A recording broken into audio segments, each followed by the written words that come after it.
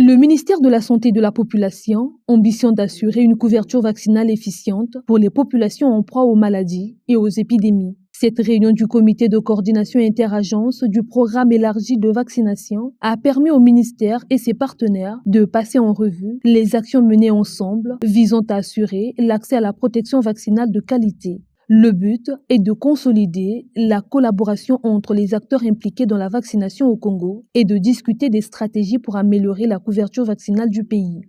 Il s'agit d'une réunion du comité consultatif interagence pour la vaccination pour statuer et faire le plaidoyer sur tous les problèmes concernant les sources de financement de la vaccination.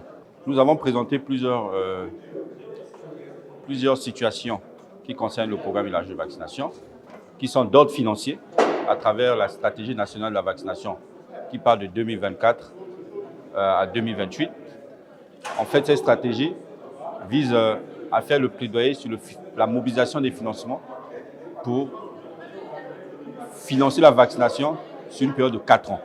Il faut absolument que nous prenions en compte toutes les remarques et contributions pour pouvoir améliorer les documents, notamment sur la stratégie nationale de la vaccination et le plan d'introduction du vaccin contre le papillomavirus qui est responsable des cancers du col de l'utérus, pour pouvoir organiser un atelier technique. Les participants ont pu faire le point sur l'état de mise en œuvre des recommandations des précédentes réunions, les stratégies mises en place pour les actions de vaccination, ainsi que le plan d'introduction de nouveaux vaccins dans le circuit sanitaire. Le Congo affiche son engagement à intensifier les efforts pour améliorer les indicateurs de performance en matière de vaccination sur le plan national. La stratégie nationale de vaccination 2024-2028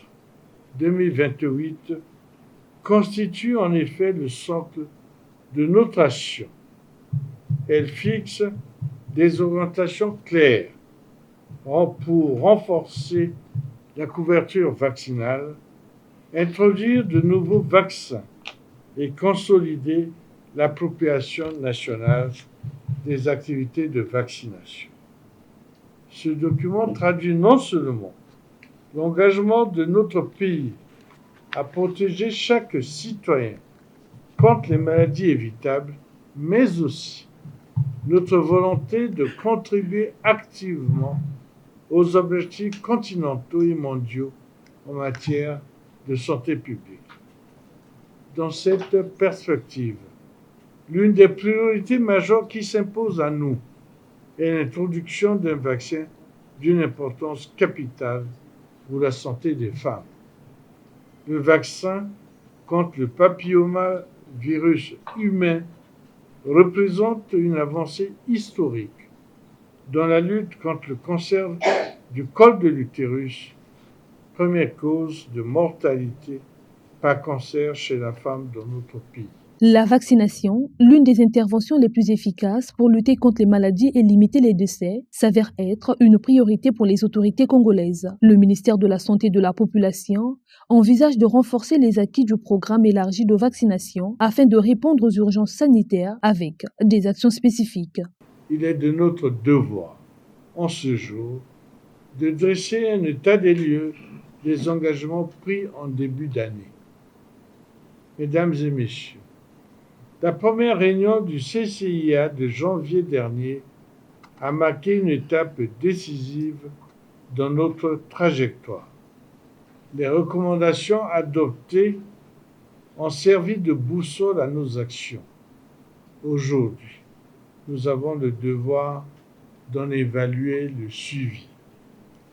Cependant, les défis demeurent, notamment dans la performance de certains districts sanitaires.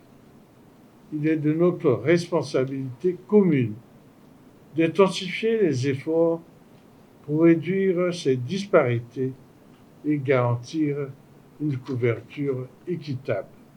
La réunion du comité de coordination interagence a été conclue par une série de recommandations susceptibles d'accélérer et d'amplifier les actions et opérations de vaccination sur le terrain avec l'appui des partenaires techniques et financiers, notamment l'OMS, l'UNICEF, Gavi et la Banque mondiale.